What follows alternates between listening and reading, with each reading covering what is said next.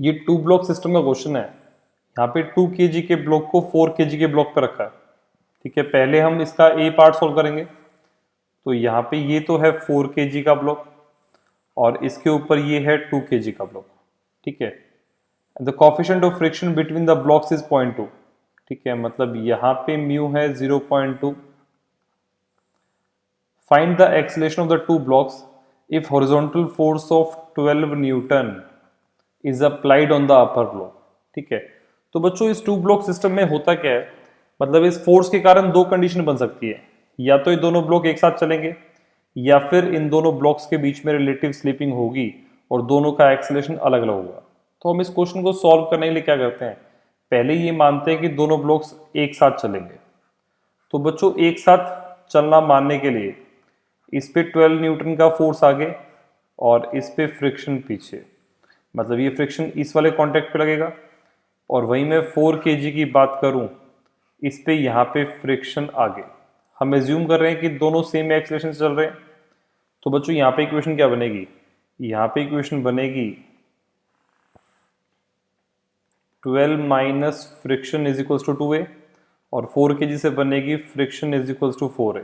दोनों को ऐड किया तो यहाँ से एक्सेलरेशन 2 आ गया, एक्सेलरेशन को 2 यहाँ पुट करके फ्रिक्शन आ गया 8 न्यूटन।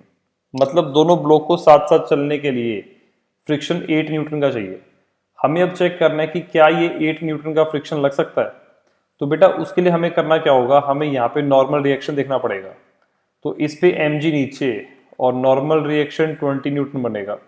तो फ्रिक्शन क्या बनेगा 0.2 इंटू 20 और बच्चों ये बन जाएगा 4 न्यूटन।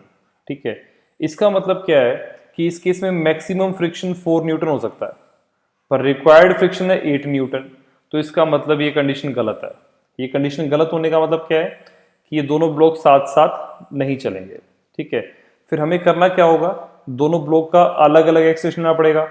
तो बच्चों 2 kg को देखें, इस पे 12 न्यूटन आगे और इस पे फ्रिक्शन 4 न्यूटन का पीछे।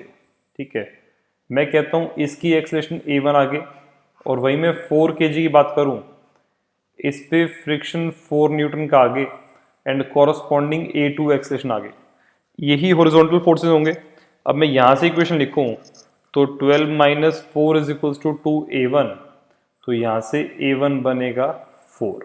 ठीक है, और वहीं मैं इसकी बात करता हूं 4 इज इक्वल्स टू 4a2, तो यहां से a2 क्या बनेगा 1।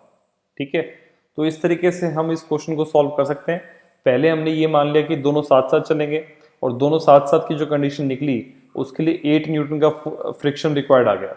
ठीक है, अब बच्चों यहाँ पे लग सकता है फ्रिक्शन 4 न्यूटन का। इसका मतलब ये वाली कंडीशन सेटिस्फाई नहीं होगी और हम एज्यूम करेंगे कि दोनों ब्लॉक्स स्लिप करेंगे। स्लिप करेंगे तो फ्रिक्शन काइनेटिक लगा दिया और काइनेटिक फ्रिक्शन लगा के एक्सेलरेशन इस तरीके से आ जाएगी। ठीक है, अब हम देखेंगे कि अगर मान लो लोअर ब्लॉक पे फोर्स लगाएं तो उसमें क्या कंडीशन मिलेगी। देखो बच्चों, यहाँ पे जैसे ये एक लोअर ब्लॉक 4 kg का था ना और ये 2 kg का था। ठीक है, यहाँ पे म्यू 0.2 गिवन था और मैंने इस पे 12 न्यूटन का फोर्स लगाया। अगेन मैं सबसे पहले यही चेक करूंगा कि अगर दोनों ब्लॉक साथ साथ चले तो कंडीशन पॉसिबल है या नहीं है। तो बेटा 4 kg की बात करूं, इस पे 12 न्यूटन आगे और फ्रिक्शन पीछे। ठीक है ना, मतलब इस वाले सरफेस की टेंडेंसी होगी इसको रोकने की। और वहीं मैं 2 kg की बात करूं, इस पे फ्रिक्शन आगे। हम जब दोनों का एक्सेलरेशन ए सेम मानेंगे तो एक तो बनेगा 12 minus friction is equal to 4a और 2 kg के लिए बनेगा friction is equal to 2a। तो यहाँ से एक्सेलरेशन 2 आ जाएगा, एक्सेलरेशन को 2 यहाँ पुट किया तो फ्रिक्शन बन जाएगा 4 न्यूटन। ठीक है, अब बच्चों देखो इस पे mg 20 का है। ठीक है, तो नॉर्मल रिएक्शन भी 20 न्यूटन का होगा।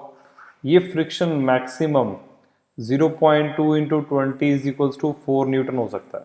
ठीक है, मतलब इस कंडीशन को होने के लिए 4 न्यूटन का फ्रिक्शन चाहिए और अवेलेबल फ्रिक्शन भी 4 न्यूटन का है। इसका मतलब ये कंडीशन सही है और ये दोनों ब्लॉक एक साथ मूव करेंगे।